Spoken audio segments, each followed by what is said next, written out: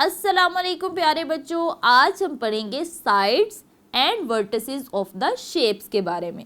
अब आप यहाँ पे एक शेप देख रहे हैं जिसकी 4 साइड्स हैं और 4 ही इसके वर्टिसेस हैं। वर्टिसेस यानी कॉर्नर, कॉर्नर को वर्टिसेस कहते हैं। अच्छा, अब आप में से मुझे कोई बताएगा कि ये कौन सी शेप है, क्योंकि हम शेप्स ऑलरेडी पढ़ चुके हैं।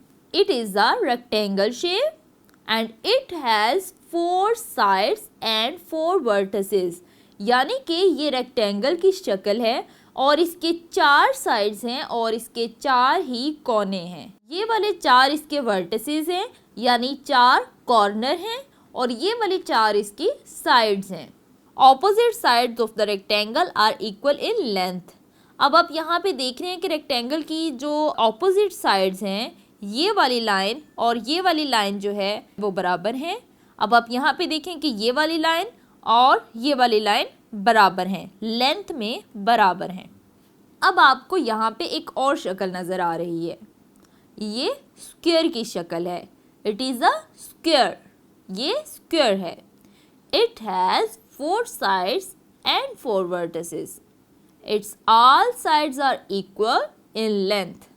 इसके ये 4 कॉर्नर हैं यानी इसके ये 4 वर्टिसेस हैं और इसकी ये वाली 4 साइड्स हैं और चारों साइड्स लेंथ में इक्वल हैं।